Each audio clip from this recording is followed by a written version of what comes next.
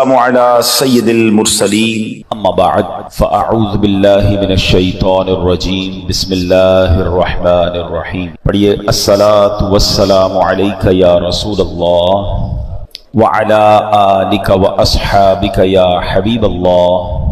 الصلاۃ والسلام علیک یا نبی اللہ وعلی آلک واصحابک یا نور اللہ.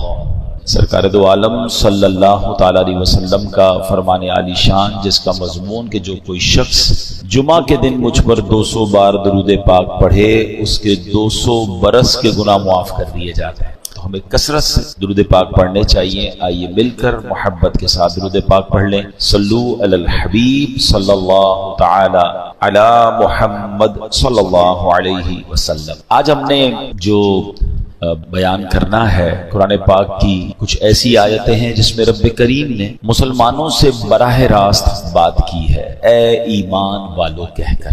آج انہی میں سے ایک آیت انشاءاللہ ہم سنیں گے. پارہ نمبر 4 ہے، سورہ نساء، آیت نمبر 19 نمبر آیت ہے.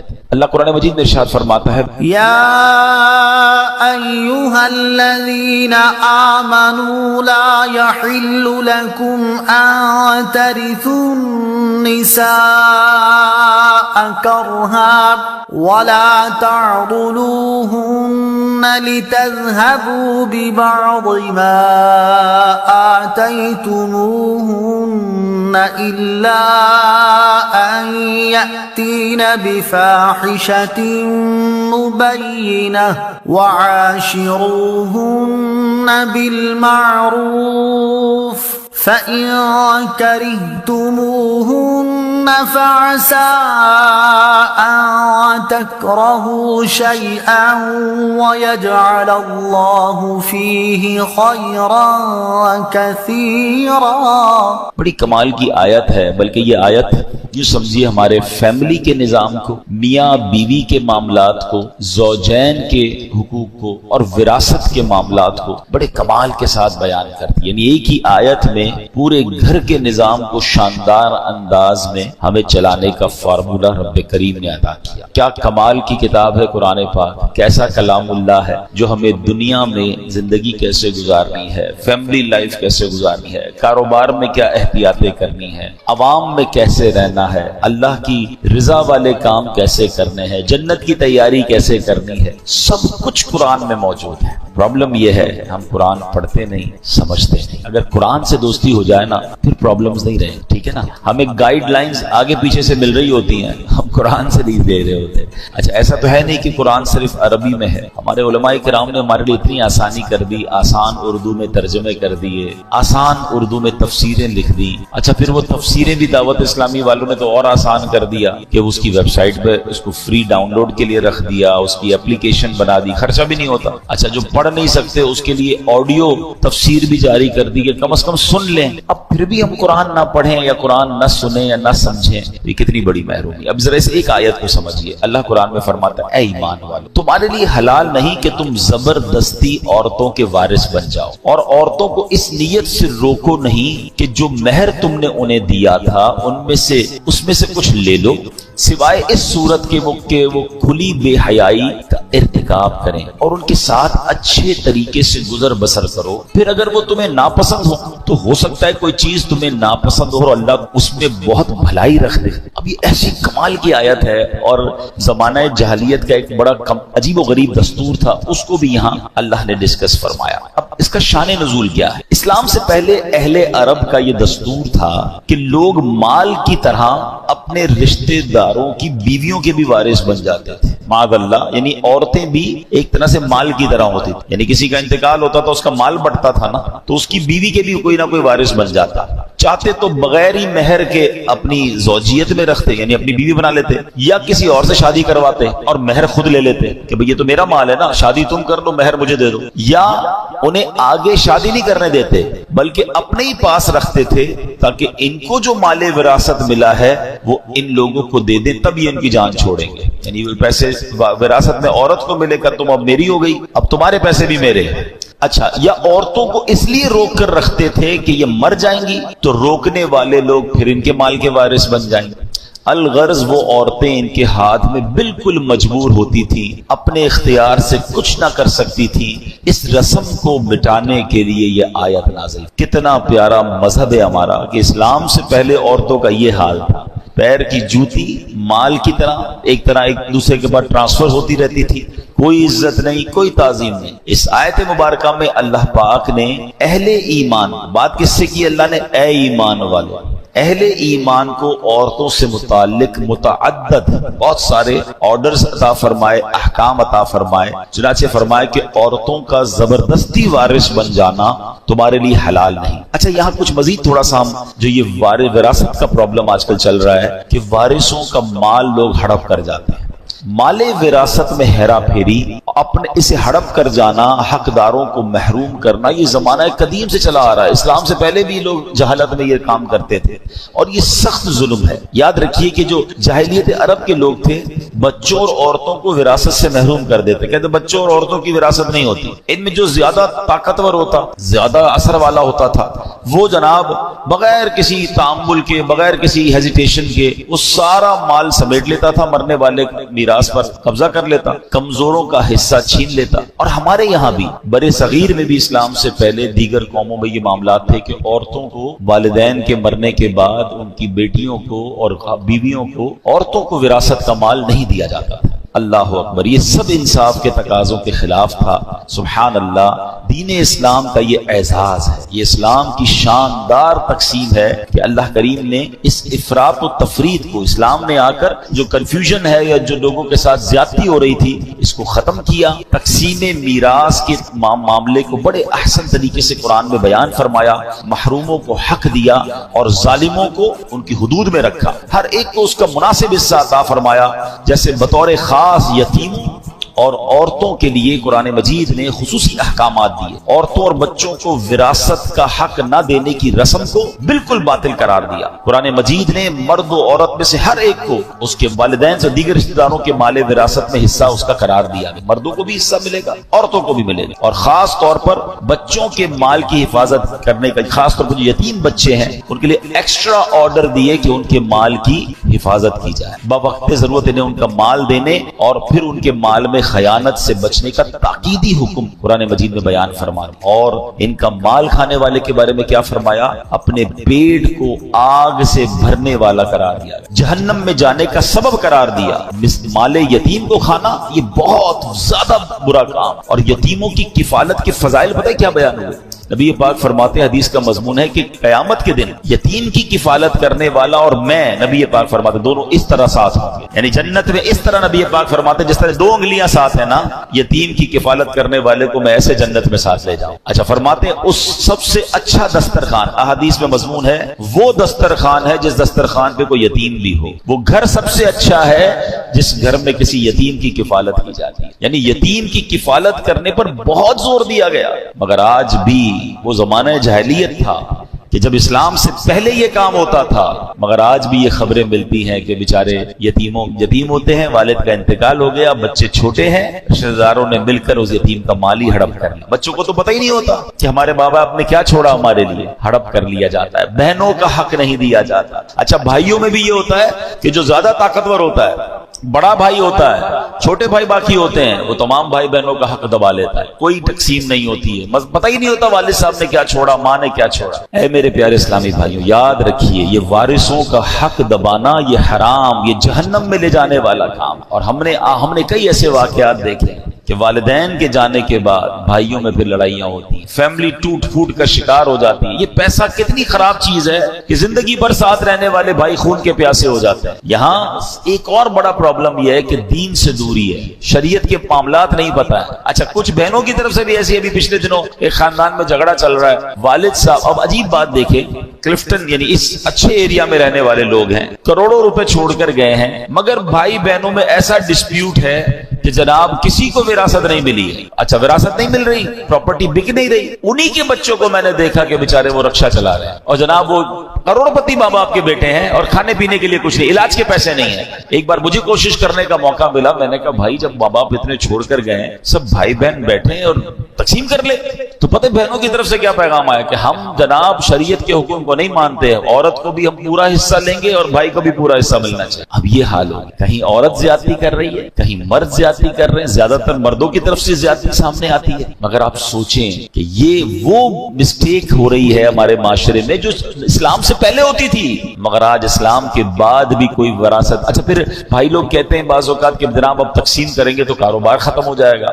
اب ابو کا چلتا کاروبار ہے, اگر بہنوں کو حصہ دیں گے تو ہماری پراپرٹیاں بیچنی پڑ جائیں گی, ابھی پراپرٹی کا ریٹ ٹھیک نہیں ہے, بعد میں بیچیں گے. ارے اللہ کے بندو, تمہاری 10 سال سے پراپرٹی نہیں بک رہی, بہن کو ضرورت ہے, اس کو بیچاری کو علاج کرانا ہے, اس کو اپنے بچوں کی شادیاں کروانی ہے, اس کو اپنا گھر لینا ہے, لیکن اس کے ہاتھ میں کنٹرول تو نہیں ہے نا. اگر اللہ دیکھ رہا ہے, جس کا جو حق ہے وہ وقت پر دیجیے. اور یہ والدین کا بھی یہاں میں تھوڑا سا اس میں ایک کردار ادا کیجیے. جو والدین حیات ہیں, دیکھیں یہ ماں باپ کی ذمہ داری ہے نا کہ بچوں کو ایجوکیٹ کریں. ہمارے یہاں اصل میں بات نہیں کرتا کوئی کہ یار ابھی سے اپنے مرنے کی بات کیوں کریں. بھائی ابھی کر لینا, بعد میں یہی بچے آپ کے لڑیں گے. جن ماں باپ نے زندگی میں بچوں کی اچھی تربیت کی, مرنے کے بعد وہ سارے بچے جڑے ہوئے ہیں, محبت سے پیار سے بھائی بہن رہ رہے ہیں, اور جہاں بتایا ہی کچھ نہیں, سمجھایا ہی کچھ نہیں, وہاں ہم نے گھروں میں لڑائیاں دیکھی ہیں. اچھے خاصے گھرانے کے بچے آپس میں ایک دوسرے کا گریبان پکڑ رہے ہیں کیونکہ بھائی ابو نے یہ کہا تھا, امی نے یہ کہا تھا. اچھا ایک اور مسٹیک بھی کرتے ہیں ماں باپ, چلیں یہ بات بھی میں کر لوں, وہی بات دین سے دوری ہے. بھائی مثال کے طور پہ ماں کسی بچی کے گھر پہ گئی اور جا کر کہہ دیا بیٹا مرنے کے بعد جو ہے نا میرا سونا جو ہے نا وہ تم نے لے لینا. ابو کسی بیٹے کے گھر پہ گئے, کہا بیٹا وہ جو میں انتقال ہو جائے نا میرا پلاٹ تم نے لے لینا, یہ تمہارا ہے یہ پلاٹ. اچھا کسی بیٹے کو کہہ دیا یہ گھر تمہارا ہے, کسی کو کہہ دیا فلاں چیز تمہاری, بتایا کسی کو نہیں, خود دنیا سے چلے گئے. اب ایک بچہ کہہ رہا امی نے مجھے یہ کہا تھا, ابو نے مجھے یہ کہا تھا. اللہ کے بندوں, اگر آپ نے کوئی ایسی وصیت کرنی بھی ہے تو سارے بچوں کو جمع کریں, ایک پیپر بنائیں نا, اور بتائیں کہ میرے مرنے کے بعد پہلے تو تقسیم شریعت کے مطابق ہو سکتی ہے. ایسا نہیں ہو سکتا کہ آپ کسی بچے کا حق کم کر دیں, کسی کا زیادہ کر دیں. جو شریعت نے کہا ہے اس کے مطابق آپ سب کو بٹھا کے سمجھا دیں اور سب بتا دیں, کوئی حرج نہیں ہے. زندگی میں وصیت لکھنا سنت ہے, اچھا کام ہے تو وصیت کریں. بلکہ یہاں تو میں ایک اور مشورہ دوں گا کہ شریعت نے ہمیں یہ بھی اجازت دی ہے کہ ہم اپنے مرنے کے بعد ہمارے مال کا کم از کم زیادہ سے زیادہ 1/3, 1/3 جو ہے وہ ہم کسی اچھے کام میں وصیت کر سکتے. تو اگر اللہ نے آپ کو زیادہ مال دیا ہے تو آپ یہ بھی وصیت کریں کہ میرے مرنے کے بعد مثال کے طور پہ آپ کے مال کا 30%, 20%, 25% کسی صدقہ جاریہ والے کام میں کیا جائے, باقی بچوں میں شرعی حساب سے تقسیم ہو جائے. اگر یہ وصیت آپ کر جاتے ہیں تو فائدہ کیا ہوگا کہ اگر آپ کے مرنے کے بعد آپ کا جتنا بھی سرمایہ ہے اس کا 20-25% آپ ہی کے لیے خرچ ہو جائے, آپ کے مرنے کے بعد آپ کے لیے صدقہ جاریہ ہو جائے, کوئی مسجد, کوئی مدرسہ, کوئی کنواں, کوئی یتیم خانہ, بہت سارے صدقہ جاریہ کے کام ہیں. آپ کو جو پسند آتا ہے, کسی اچھی تنظیم کو آپ کو لگتا ہے کہ یار یہ لوگ اچھا کام کرتے ہیں, ان کو دے دینا, یہ میرے لیے صدقہ جاریہ کا کام کریں گے, تو آپ کے تو وارے نیارے ہو جائیں گے. لیکن کلیئر کر کے جائیں, جھگڑا چھوڑ کے نہ جائیں. اور میں آج دوبارہ, اللہ کرے میری یہ بات ان لوگوں تک پہنچے, بہت سارے میسجز آتے ہیں بہنوں کی طرف سے آتے ہیں کہ ہمارے بھائی ہمارا حق نہیں دے رہے, وہ بیچاریاں کیا کریں, اپنے بھائیوں سے کیسے لڑیں. خدا کے واسطے خدا کا خوف کریں وہ لوگ کہ جو وراثت دبا کے بیٹھے ہیں, جو جن کا حق ہے وہ انہیں نہیں دے رہے. یہ حق تمہیں برباد کر دے گا. وہ بہن تو بیچاری کچھ نہیں کہہ پائے گی, مگر اللہ تو دیکھ رہا ہے نا. جو یتیم کا مال ہے وہ بھی پورا ادا کریں. اگر یتیموں کا مال ہے اور بچے چھوٹے ہیں, ان کو اب بھی نہیں دے سکتے, تو علماء کرام کے پاس جائیں, وہ آپ کو طریقہ بتائیں گے کہ ان کا مال کیسے محفوظ کریں, کیسے ایسی جگہ ترکیب بنائیں کہ جب یہ بڑے ہوں تو ان کو پورا مال ان کا ملے. یہ ذمہ داری ہے. اور یہ اپنے بارے میں سوچے کہ اگر میرا انتقال ہو جائے اور میرے بچے چھوٹے ہوں اور میرے چھوٹے بچوں کا کوئی مال دبا جائے تو کتنی تکلیف ہوگی. تو آج کسی کے بچوں کا کوئی مال دبا رہا ہے, وہ سوچے کل تمہارے بچوں کے ساتھ ایسا نہ ہو جائے. جس طرح اپنے بچوں کی فکر کرتے ہیں, اس طرح یتیم کے مال کی فکر کرنی چاہیے کہ وہ جب بڑے ہوں, ابھی بچپن میں بھی ان کی خیر خواہی ہو, اچھی تربیت ہو, اچھی تعلیم ہو, دین سیکھیں, اور جب بڑے ہو جائیں تو ان کا جو حق ہے وہ انہیں لوٹا دیا جائے. اچھا قرآن یہاں پر کئی جگہوں پر, یہ ایک جگہ پر نہیں, قرآن نے بار بار یتیم کے مال کی احتیاط اور یتیم کے مال میں گڑبڑ نہ کرنے پر بار بار تنبیہ کی. ایک جگہ قرآن میں ارشاد ہوتا ہے وَتَأْكُلُونَ التُّرَاثَ أَكْلًا لَمًّا وَتُحِبُّونَ الْمَالَ حُبًّا جَمًّا. قرآن کہتا ہے اور میراث کا سارا مال جمع کر کے کھا جاتے ہو اور مال سے بہت زیادہ محبت رکھتے ہو. قرآن تنبیہ کر رہا ہے, سمجھا رہا ہے, اور بار بار کہیں آگ میں جلنے کے بارے میں بتایا جا رہا ہے، وراثت کا مال کھاؤ گے تمہارے لیے آگ بن جائے گا، جہنم میں لے جانے کا سبب ہو۔ تو یہ نہ سوچیں کاروبار کا کیا ہوگا، یہ نہ سوچیں کہ پراپرٹی کا ریٹ کم ہے، جس کا جو حق ہے اس کو دے دیں، اپنے سرمایہ میں کام کریں، اللہ اس میں برکت ڈال دے۔ یہ الگ بات ہے کہ بہنیں کہتی ہیں کہ ٹھیک ہے کاروبار چل رہا ہے، پراپرٹی ہے، جب اچھا ریٹ آ جائے تب، اگر کتنا آپس میں رضامندی سے ڈیلے ہو رہا ہے پھر کوئی پرابلم نہیں ہے، مگر کلیئر تو کر دینا کہ یہ آپ کا حصہ ہے، یہ آپ کا حصہ ہے، یہ آپ کا ہے۔ اب بتائیں کیا کرنا ہے، پراپرٹی یا کاروبار میں سے نکال کے دے دوں، یا آپ کہیں تو ساتھ مل کر چلتے ہیں، تو پھر کوئی ایگریمنٹ کر لیں۔ آج بھائی بہن زندہ ہیں، کل کسی کا انتقال ہو جائے گا، ان کے بچوں کو کیسے پتا چلے گا کہ ہمارے والدین کا کیا حصہ تھا؟ جتنا کلیئر کر کے، جتنا واضح کر کے چلیں گے اتنا انشاءاللہ خاندان میں جھگڑا نہیں۔ اب یقین کریں، میں ان بھائی بہنوں کو ایک پیغام دینا چاہتا ہوں، ماں باپ چلے گئے نا، ان کی روح خوش کرنی ہے، کبھی آپس میں لڑائی مت، جڑ کے رہنا، مٹھی بن کے رہنا، وہ ہمیشہ راضی رہیں گے۔ یہ جو پیسوں کے لیے لڑتے ہیں، الگ ہو جاتے ہیں، ایک دوسرے کا منہ نہیں دیکھتے، سوچو قبر میں کتنی تکلیف ہوتی ہوگی۔ تو کلیئر کر لیں، بھائیوں، بڑے بھائیوں کو چاہیے تھوڑا دل بڑا کر لیں، تھوڑا بہن کو زیادہ چلا جائے کوئی بات نہیں، وہ بہن ہے، یہ میری بہن ہے اور میرا خون ہے۔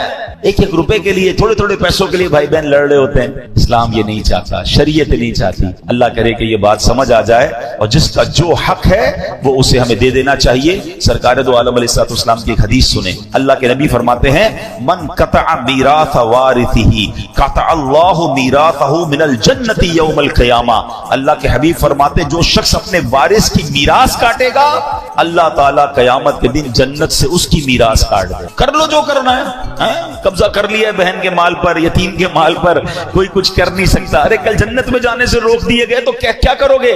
کتنے دن جینا ہے اس مال کے ساتھ اس دنیا میں؟ تھوڑے سال تو رہ گئے ہیں، پھر سب نے جانا ہے۔ جدھر جانا ہے، اگر ادھر مار پڑنی ہے، ادھر عذاب ہونا ہے، ایک روپیہ بھی زندگی میں کسی کا نہ رکھیں۔ وارث کا حق ہے پورا دے دیں، کاروبار میں کسی کا حق ہے پورا دے دیں، مزدور کا حق ہے پورا دے دیں۔ زندگی میں ایک اصول بنا لیں کہ دنیا میں سب کا حق دے دو، ورنہ آخرت میں نہیں دے سکتے۔ ادھر مظلوم کا ہاتھ ہوگا اور ظالم کا گریبان۔ اچھا، یہاں ایک آگے عورتوں پر اسی ایک ہی آیت میں صرف وراثت کی بات نہیں ہوئی ہے، عورتوں کے ساتھ بہترین سلوک کرنے پر قرآن کس طرح خوبصورت انداز میں فرماتا ہے کہ ارشاد فرمایا، عورتوں کو اس نیت سے روکو نہیں کہ جو مہر تم نے انہیں دیا تھا اس میں سے کچھ لے لو۔ حضرت عبداللہ ابن عباس فرماتے کہ اس آیت سے متعلق، یہ اس شخص کے متعلق آیت ہے جو اپنی بیوی سے نفرت رکھتا ہو، اس کے ساتھ بدسلوکی کرتا ہو، اس لیے کرتا ہو کہ وہ پریشان ہو کر مہر واپس کر دے یا مہر کی رقم معاف کر دے، اسے اللہ تعالیٰ نے منع فرمایا۔ ایک قول یہ ہے کہ لوگ عورت کو طلاق دیتے تھے پھر رجوع کر لیتے تھے، پھر طلاق دیتے تھے پھر رجوع کر لیتے تھے، عورت کو لٹکا ہوا رکھتے تھے، اپنے پاس نہ آرام پا سکے نہ دوسری شادی کر سکے، یعنی عورتوں کے ساتھ زیادتی کرتے تھے۔ اور کیا آج ایسا نہیں ہو رہا؟ بعض جگہوں پر عورتوں کے ساتھ بڑی زیادتی ہو رہی ہے، عورت کے ساتھ اس طرح سلوک ہو رہا ہے جیسے عورت کو پیر کی جوتی بنایا۔ جناب یہ اسلام ہے، یہ وہ لوگ ذرا سوچیں جو کہتے ہیں کہ اسلام میں عورتوں پر بڑی سختیاں ہیں۔ آج کل اس طرح کے جلسے ہو رہے ہیں، اس طرح کے سیمینار ہو رہے ہیں، اور معاذ اللہ عورتوں کو یہ ذہن دیا جا رہا ہے کہ نہیں جناب اسلام میں رہو گے تو تمہاری جو آزادی ہے وہ ختم ہو جائے گی۔ بتائیے یہ قرآن کیا بیان کر رہا ہے کہ عورتوں کے ساتھ اچھے طریقے سے رہنا۔ نبی پاک کی کئی حدیثیں ہیں، تم میں بہترین وہ ہے جو اپنے گھر والوں کے ساتھ بہترین ہے، اور پھر کیا فرمایا، سن لو میں تم سب سے زیادہ اپنے گھر والوں کے ساتھ بہترین ہوں۔ اللہ کے نبی فرما رہے ہیں، یعنی اسلام جتنا عورتوں کی آزادی، عورتوں کے لیے سکون، عورتوں کے ساتھ اچھا سلوک، عورتوں کے ساتھ زیادتی نہ ہو، جو اسلام بیان کرتا ہے دنیا کا کوئی مذہب بیان نہیں کرتا۔ بلکہ چلیے جناب میں تھوڑا سا اسلام سے پہلے کی بات آپ کو بتاؤں۔ بہت سارے مسائل ہیں کہ انسان نے پہلے عقل کے ذریعے اس کو حل کرنے کی کوشش کی، دین کی طرف نہیں آیا۔ اب ذرا غور کیجئے،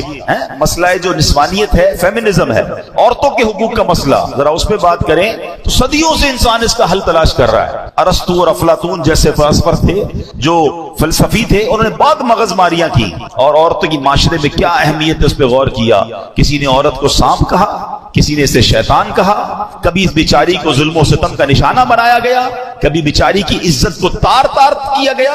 آج دیکھ لیں ترقی یافتہ دور کی مثال دیکھیں، یہ عقل پرست دین بیزار غیر مسلم، انہوں نے عورت کو صرف ایک اشتہار بنا کے رکھ دیا ہے۔ یہ غور کیجئے نا، دنیا کے ہر اشتہار میں آپ کو عورت نظر آئے گی۔ یہ عورتوں کو بھی سمجھ نہیں آتی کہ ہم کیا یہ کھلونا ہے، مردوں کی آئٹم بیچنی ہے، مردوں کی چیز بیچنی ہے، اس میں بھی عورت کا اشتہار ہے۔ یعنی عورت کا کام یہ کر دیا گیا کہ اس کو ایک اشتہار بنا دیا گیا۔ صرف دین اسلام ہے جو بتاتا ہے اگر عورت بیٹی ہو تو رحمت ہوتی ہے، بہن ہو تو عزت ہوتی ہے، ماں ہے تو اس کے قدموں تلے جنت ہوتی ہے، بیوی بن کر گھر میں آ جائے تو آدھا ایمان محفوظ ہو جاتا۔ یعنی عورت کا ہر روپ اسلام نے بیان کیا کہ عورت کو جو عزت اسلام میں ہے، اللہ کرے کہ ہماری بہنوں کو یہ بات سمجھ آئے جو آج سمجھتی ہیں کہ اسلام میں سختیاں ہیں، قرآن نہیں پڑھتے نا، پہلے عورتوں کا کیا حال تھا، اور قرآن بار بار کہہ رہا ہے کہ عورت کے ساتھ آپ نے اچھا سلوک کرنا ہے۔ اچھا، اسی آیت میں